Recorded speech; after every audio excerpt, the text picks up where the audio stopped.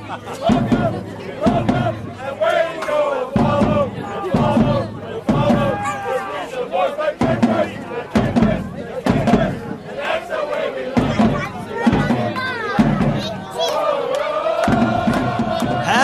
and welcome to Richmond Kickers Weekly. My name is Daryl Grove and I'm joined by the man who did not make the 690-mile trip to Lansing for Richmond Kickers away game. Lazy. His name is Taylor Rockwell. Hello. Hello. Thought about it. Did not end up in Lugnut Stadium. Is that what it used to be called, or is still currently called? Is that right? Isn't that the mascot of the baseball team? Yes, I think yeah, Luggy or Lugs or whatever it is. Yes, our friend Barry was telling us about that one, and it's actually named after a law firm now. The stadium. Yes, so it they is. definitely changed. Yes, it is. It's still a baseball field, pretty clearly. You can see the infield down in one corner. Mm-hmm. But I don't want to be down on Lansing because it's a big thing for them, right? Yeah. This was their, I think, first home game. Mm-hmm. So it's as the commentator kept telling us, big night for soccer in Lansing. Was it a historic night? It was a historic night. Was it an historic night? I'm not sure if it's A or an. I still don't know.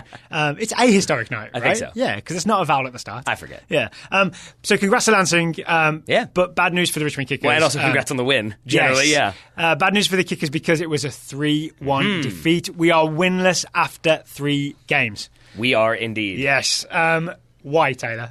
I honestly, this one, I don't think this is homerism here, but I do think a huge part of this is the double yellow red card to Maxi Rodriguez. Yeah. That's a major factor in this game because this is a Lansing Ignite team who came to the Kickers for the home opener, for the season opener, and went at the Kickers, were very aggressive. I think the Kickers really struggled to play out of that press. I think we're kind of on their heels a little bit. Yeah. We're surprised by the aggressiveness of Lansing and suffered the consequences. It was, 3-2 in the end, but 3-0 very quickly. And I think the Kickers had a lot of positive signs when it was 11v11. I think they've responded. In this game, you mean? Yeah. Yeah, so it did much better, essentially, in the opening, let's say the opening 35 minutes of the away game as opposed to the home game. So what were the Kickers doing well? We'll get into the details of the 2 yellows and whether they were deserved or not. But what were the Kickers doing well early on that you liked? Sure. So I think one thing is that the Kickers had planned, I think, to be aggressive in their press against Lansing. Yes. We did not see that in that first game. That's something David Buelow told us he was frustrated by, that it felt like the Kickers players were a little bit kind of overcome by the situation, by the moment,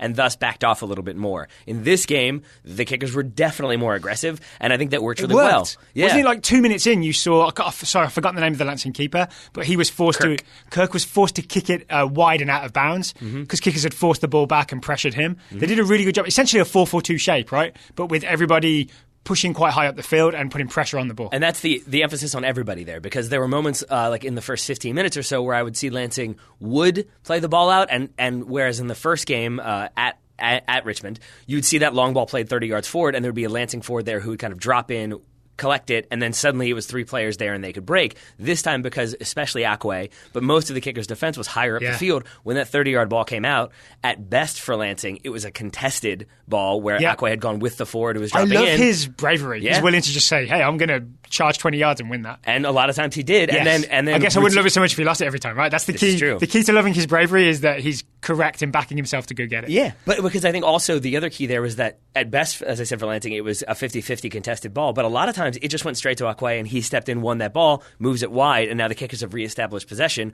40 yards from Lansing's goal as opposed to 80 yards from Lansing's goal. So I thought that was really good. The other thing I'd like to highlight, and this is why I think Maxi Rodriguez was so important, is because the thing we talked about in the home opener for the Kickers, the season opener, is that there didn't seem to be anybody who was willing to turn under pressure and play the ball forward. It was a lot of sideways lateral passes, and it was a lot of backwards passes. It wasn't a lot of trying to kind of play those balls, split the lines, break the press from Lansing. There was a lot more of that in this game, specifically from Maxi Rodriguez to Joe Gallardo, who would then turn and go at the defense. And that's like our deepest midfielder to, I know Gallardo essentially played as a forward or maybe underneath Daniel Jackson. But I think that's the key to breaking the lines, right? Your deepest midfielder to your most attacking midfielder. Yeah, and so I felt like there were a few more players in this game who were willing and had the ability, but also the willingness to turn, play the ball forward, go at Lansing. And I think that was good. They were willing to take chances to play balls that were maybe on occasion low percentage, but it set the Kickers up to be in more attacking positions.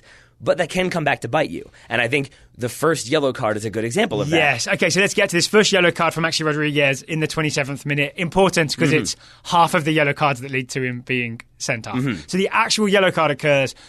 It's basically a professional foul. Maxi Rodriguez stops Celso going down the line. Celso's beating him, right? Yep. And there's space in behind. And I think Maxi Rodriguez makes the professional decision to just step across him and say, all right, Gandalf style, you shall not pass. And he knows he's getting a yellow for it. You can see the expression on his face, and everything is that I'm just going to take a yellow for the team here. Yeah, I mean, and again, I think this goes back to that first game. Maybe it's early to do that?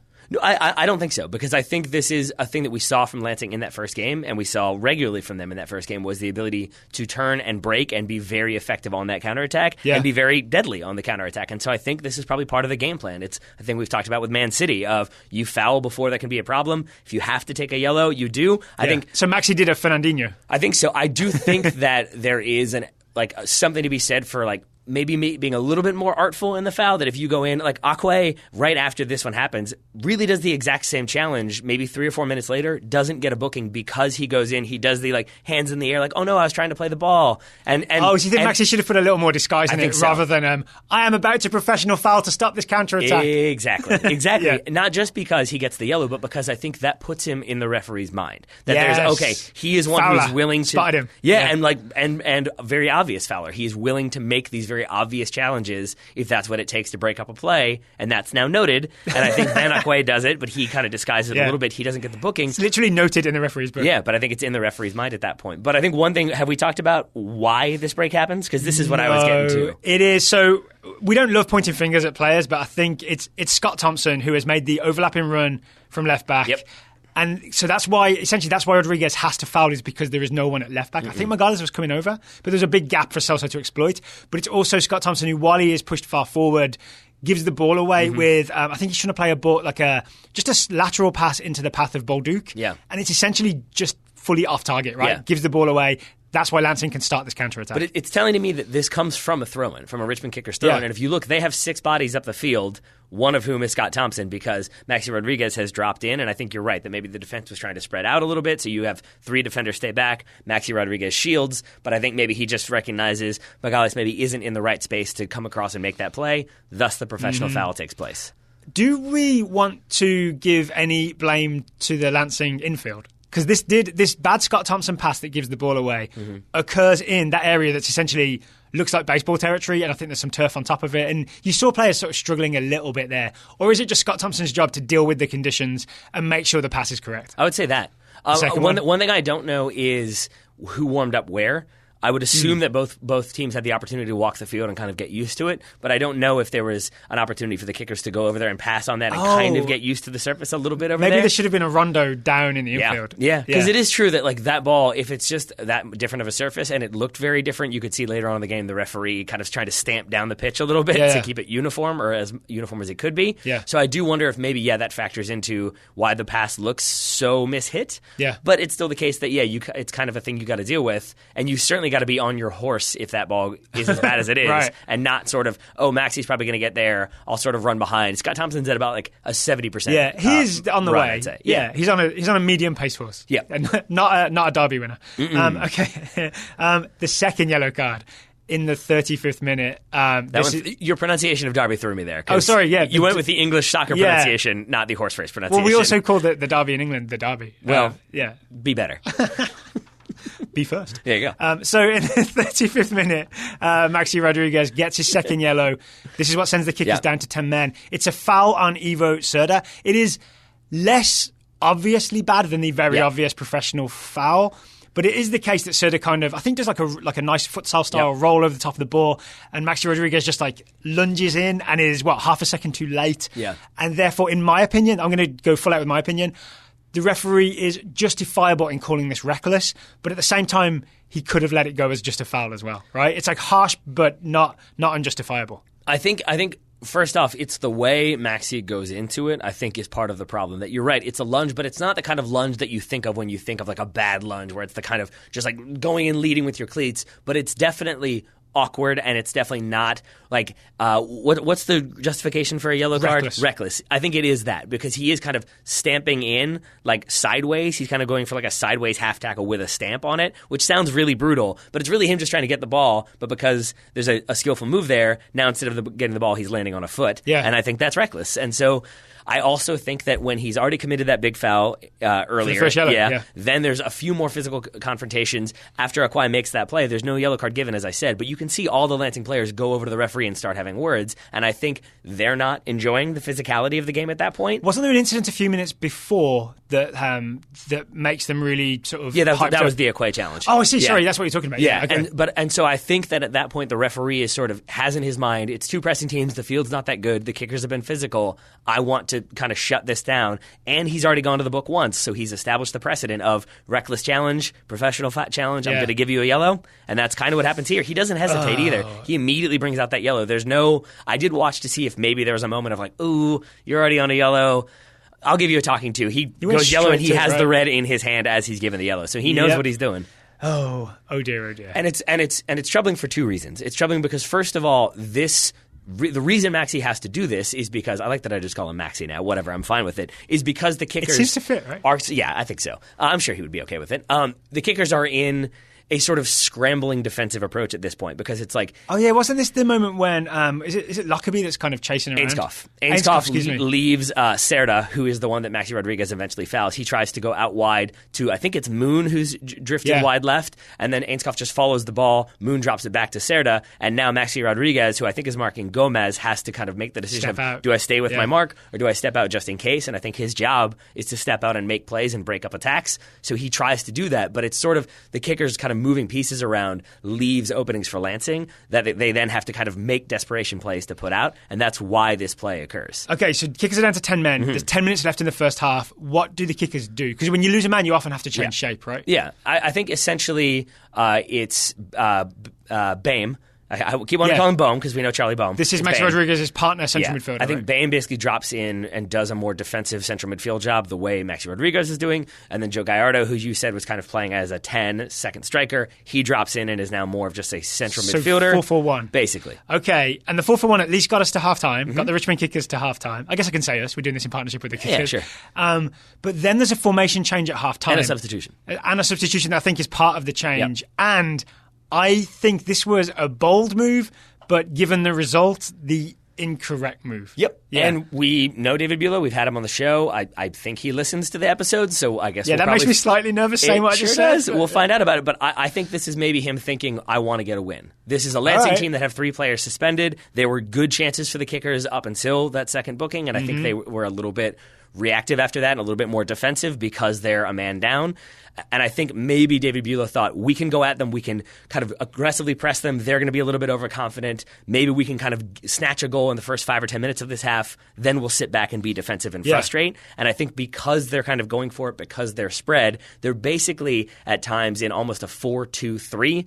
Braden Troyer subs on for Ainscough, and it's then Troyer and Bame are the two holding. You've got 3 more aggressively forward, but I think so. It starts off with Jackson, Gallardo, and Bolduc. Exactly, and maybe even Gallardo like underneath Bolduc and Jackson. So it's like a 4-2-1-2. Yeah, and Gallardo has kind of that's a better way to put it. Yeah, almost a free roll, maybe. Which I may have that incorrect, but I think if that's the choice, that may have been the mistake. Is because you're essentially keeping your creative player involved and trying to give him some freedom when you're down to 10 men. Yeah. And I actually think the bigger problem is with that shape, whether it is a 4-2-1-2 or a 4-2-3, you essentially sacrifice width defensively, kind of like Spurs did in the first 20 minutes of the Champions League game against Man City. And I also think that's where the first Lansing goal comes from, is because we've sacrificed width defensively and we're forced to pay for it. I agree, but I slightly disagree as well, because I think you can make that sacrifice. That's what makes our relationship so great, Taylor. But I think you can make that sacrifice. You can give up some of like the wing play from an attacking standpoint if you're going to be more aggressive with those fullbacks. Yeah. And this is the problem. You can't give up the wings and then have your fullbacks sit deep, because then you're giving tons of space and you're kind of inviting those overloads, similar to what we talked about that led to the Maxi Rodriguez yellow. And this is exactly what happens. I forget, is it Moon again? It's Nick Moon who scores. Yeah. But in this one, it's Moon who kind of goes on a dribble. But if you watch, Jackson initially starts to step to Moon, but recognizes that he's got players to mark. I forget who he's focused on. I think it's Silva he's trying to stick with.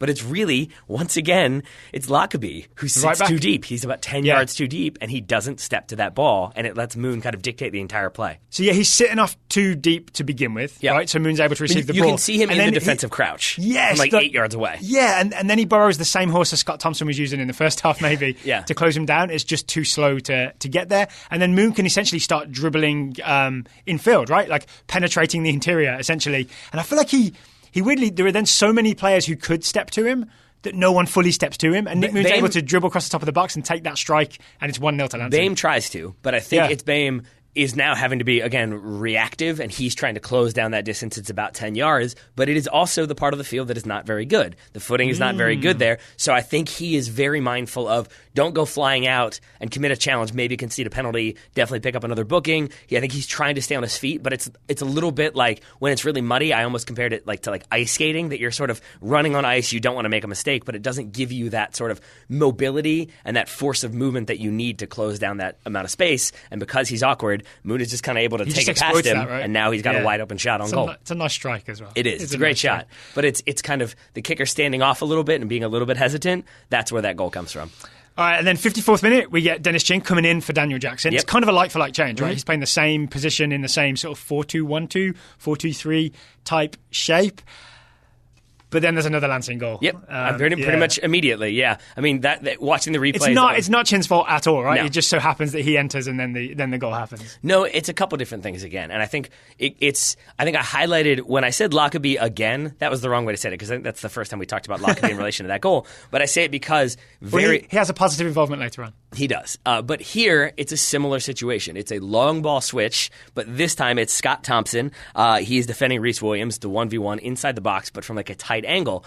And I think, again, you're seeing the kickers don't really want to make that step. They don't want to be aggressive. The bookings have already happened. They don't want to concede a penalty. And so Scott Thompson does the sort of standoff, from where I am to you. It's maybe 2 yards or so. Probably not. That's not 6 feet. I think he's a little farther. But I think if it was me, I know he's a professional player and I'm not. Yeah. But I'm watching the replay.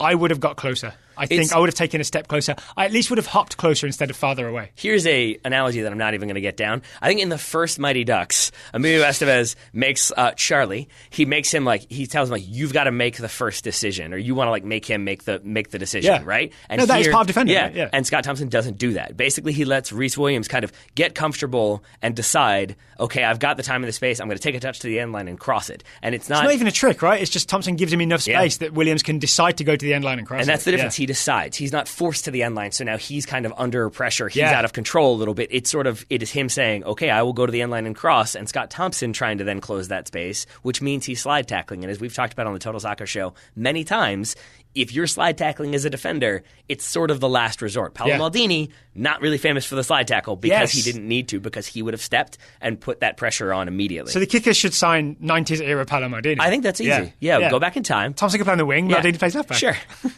We solved it. Okay, then for the goal, this is it Alex Bruce scores the goal.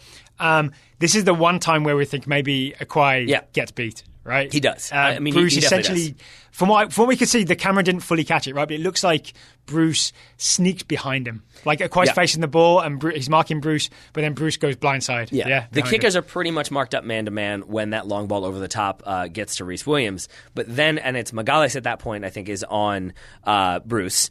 And I think Magales then passes him on to Akwai. And I think Bruce just kind of drifts around Akwai and then gets in at the back post. Akwai, I think, just kind of switches off for a second because that cross is coming in. I think he gets set to try to make a play on it. Well, it's tough, right? Because you can't look at the ball and the guy behind you at the same time. Can't. I mean, you can check your shoulder, but there's always one moment where you're not looking at one thing. Yeah, but man, we didn't talk about this, but it is kind of the narrative that I think we're establishing is it's the kickers sort of being slow to react is what leads to the first goal. It happens with Scott Thompson here. It's Akwai kind of being slow to make a play, and it's very much what happens for the third goal as well for Lansing. It's the kickers being slow to react and make plays. Well, before we get to that Lansing third goal, there is a Richmond Kickers goal. This is apart from the first 37 minutes, this is the happy point, right, for Kickers fans.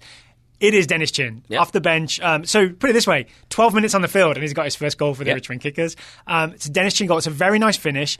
it all starts with Joe Gallardo. It does. Doing what, one of the things I really like about Joe Gallardo is his ability to make a little bit of space for himself. He's dropped deep at this point. I guess he has that kind of free-ish role. I'd be interested to know how free he was. Yep. Makes a bit of space for himself and then hits a beautiful sort of ball down the channel for Lockerbie, who has found a Derby winning horse. There we go. Before we get to that, I want to emphasize what you're talking about with Gallardo, because this is what I was saying earlier with Maxi Rodriguez as well. Gallardo was one of the players who I think was calm on the ball with lots of Lansing players around him. And that's what happens. He's being pursued by like 2 and 3 different Lansing players at various moments in this sequence. Yeah. And just calmly kind of, nope, that's not on. I'm going to turn it back. Nope, that's not on. And takes his time and waits. Lockerbie continues that run forward, and then Gallardo plays him in. But it was one of the few times I felt like the Kickers players in an attacking situation were kind of calm and poised, and that is what Gallardo brings. Oh, okay. And then he hits that ball for Lockerbie, who's made that really nice run from right back. Almost like an interior run, right? An underlap type run. And he takes the ball with what I'm going to call like a Zlatan, Matt Letizia style heel flick from behind over his own head. That is true. Is that fair? Yeah, he goes for the flick, and then I think it's him against the Lansing. We're in a 3-4-3. The center back has slid over. It's Fricky, I think. Okay. Or Frick is in a 1v1 scenario, and it's a good little bit of skill from Lockerbie. If he goes for the flick, he puts it over the top. But Fricky has position and is definitely the one who should make a play on the ball. But I think he's trying to shield it out for a goal kick and just really doesn't. I think maybe pay attention to where Lockerbie is, doesn't put in the physicality and the ball's going you need. slower than Frick would like, right? And but then credit to Lockerbie for recognising that and thinking, hey, there's an opportunity here. He essentially goes the other side of Frick to get there before the ball can go out of play. So it's a really nice play from Lockerbie. He's able to keep it in, then Kirk comes out. It's a very tight angle, and I can't tell if it's Lockerbie who gets a toe to it, and that's what kind of makes Kirk miscontrol the ball, or if it's Kirk just trying to get the ball away from Lockerbie. Either way, there's a coming together of foot and hand on the ball. The ball then kind of pops out to Dennis Chin, who right foot touches it away from the scrum, left foots it into the goal. It is perfect from Dennis Chin, right? Because the initial angle where he receives it, there's not an angle to shoot at goal. No. But I also wonder if maybe because Chin is very left-footed, I think that's if he's kind of like, I want to get this back onto my left foot. But then he still, once he cuts it back with his right foot, it's still a very narrow angle. And there are still, I don't remember how many, but 2 or 3 players in front of him. And he finds that far corner with a perfectly placed, I think it's instep, perfectly placed instep shot. Maybe it's very fortunate for Chin that it's the right side of the goal, so he needs his left foot in that position. I think it is. I think it's also he definitely sets it up because he later on, right after Lansing get their third goal, Kickers go right back down. There's another opportunity for Chin, and he kind of waits for the ball to roll across onto his left foot, and it ends up being, I think, blocked out for a corner. Yeah. But I think if I'm a defense, I'm looking at him and thinking, don't let him get on his left foot, put him on his right, and we'll see what happens. But for this goal, absolutely great cut and finish. Like you called it first touch, second touch. It's the great thing we love from Dennis Chin. Congratulations on your first Kickers goal after 12 minutes on the field. Yeah. So that's good. It's 2-1, but then it's 3-1 4 minutes later. Yes, it is. So is this a corner kick for Lansing? Okay. How are the Kickers marking? I think it's in a hybrid zone, roughly, because there are 4 Lansing players in the 6-yard box. There are 4 Kickers players defending those Lansing players. But it seems to be a, like, Gallardo on the near post, like, players kind of equally spaced out around the 6-yard box. So it doesn't seem like they're man-to-man, even though those numbers match up. Yeah. And then I think there's maybe numbers further up in the 18. We can't really see it from the camera angle, but I'm guessing there's numbers further up tracking runners in a kind of a more man situation. Brief aside for USL Productions. Yeah. Again, and actually for all TV productions. Yep.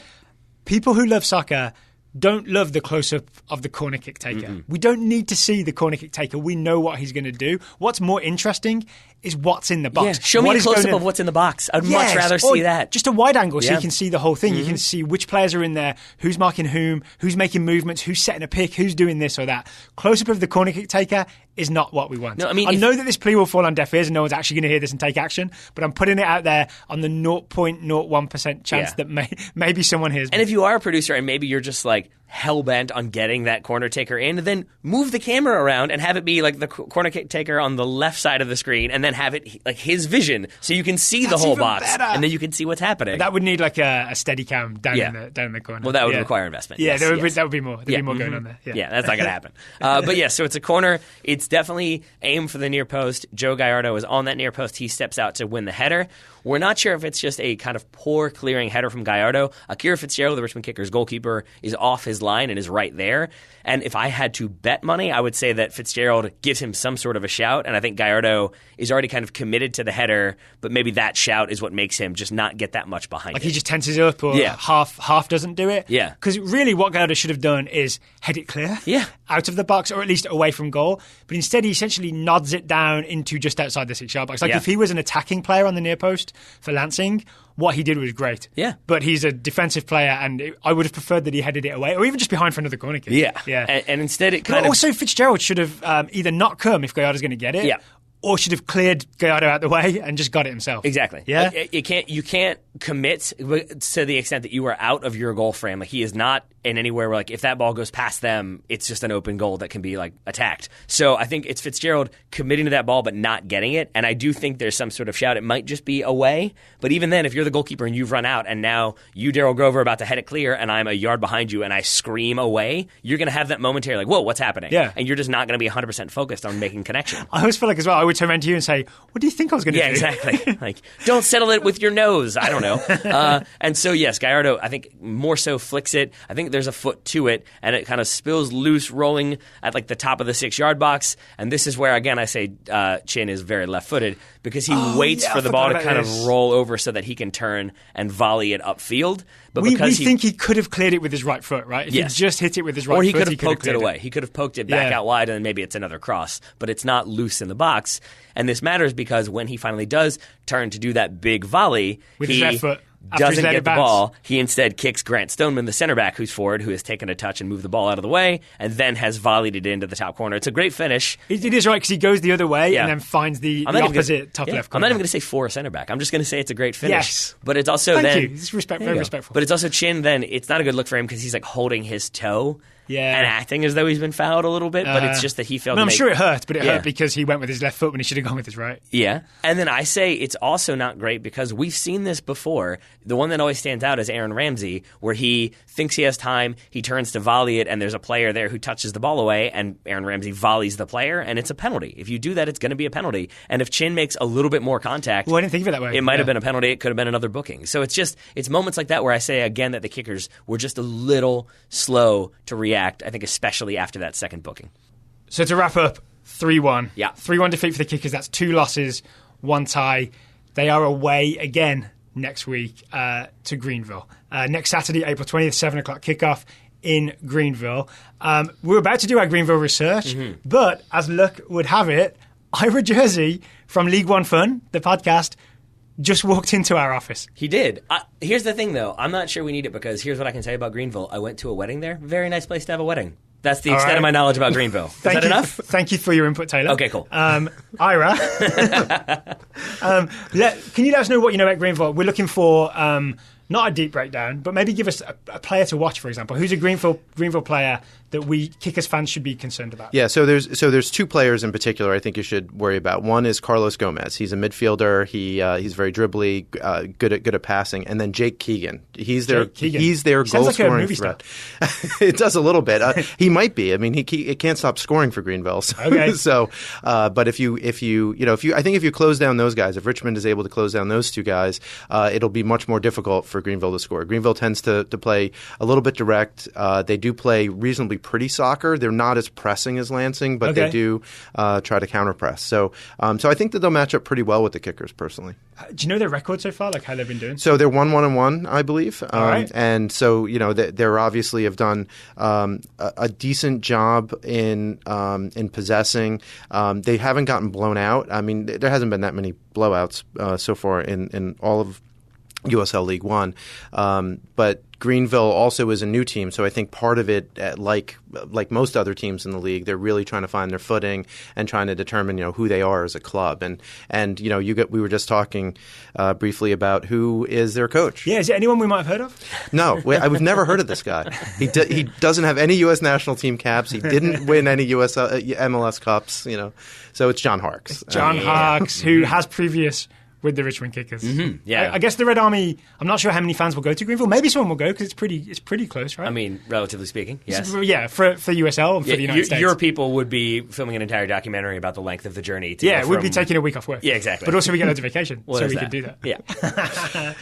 So Ira, also while you're here, we want to let people know about League One Fun. Can you tell us briefly about? I mean, we know really, but can you let our listeners know about? Sure. The well, League One Fun is a podcast that we started with the Beautiful Game Network, and we basically cover all of USL League One. So as opposed to focusing on a single team, we give you a snapshot. I mean, shots fired right there. So but we live in a different space, right? So we have the USL show is one of the other shows, and that focuses on the championship. But there's so many games and so many teams, it's impossible. I mean, you guys watch more soccer than anybody that I know, I think, and you guys can't possibly watch every match. And so we try to give an overview of what happened and things like this, like knowing that Jake Keegan and Carlos Gomez are the two guys on a team.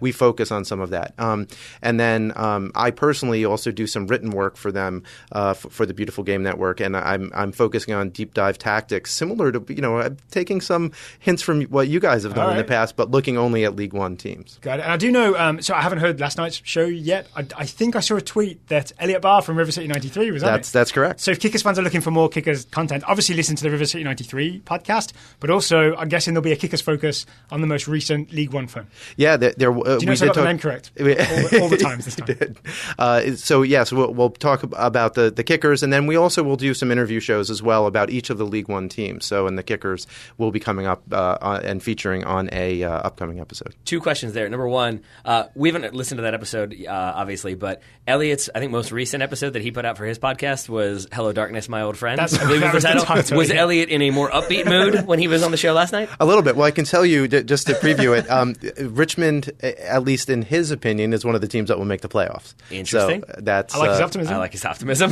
So he bounced back from that. And so you went and saw the Kickers practice today. They're not having the best of the starts to the season. Did you see any signs of that in their practice, or did it seem like everybody was upbeat and ready to go? No, I think everyone was working very hard. The speed of play was very good. Coach was working on something very specific. I'm not going to give away any of the trade secrets, but he was working on something specific that I think he hopes to use this weekend against Greenville. Was it not getting red cards? Because that would be really useful. Yeah, that would be good. In the last game, and I'm sure you guys talked about this, they really did well to bounce back from their previous loss against Lansing and really controlled the first 35 minutes of the match. And it really, that red card, I was talking to Scotty Thompson, one of the more senior players on the Kickers today, and one of the things that he said is, you get a red card and, we don't want to give up. And so we want to keep on pressing. We weren't just going to bunker and do that. That's just not their identity. So yeah, we kind of talked about how maybe in hindsight that was a mistake. It does make me sort of happy, though, that at least Ira didn't come in and say, no, they thought they were playing really poorly and then they got the red card and everything was better. It's like, okay, cool. What we observed seems to be what happened. That's good to know. So Kickers away this weekend, Saturday, April 20th to Greenville. Then they're home on Saturday, April 27th, hosting the Chattanooga Red Wolves, I believe. That's who's on their badge.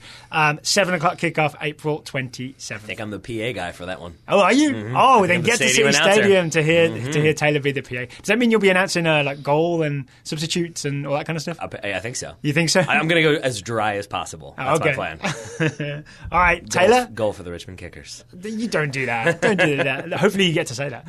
Hopefully. Taylor, thanks for talking to me. Ira, thanks for stopping by. My pleasure. I've got to say, perfect timing. Yeah, it really was. Perfect timing. Let's have the Red Army play us out one more time.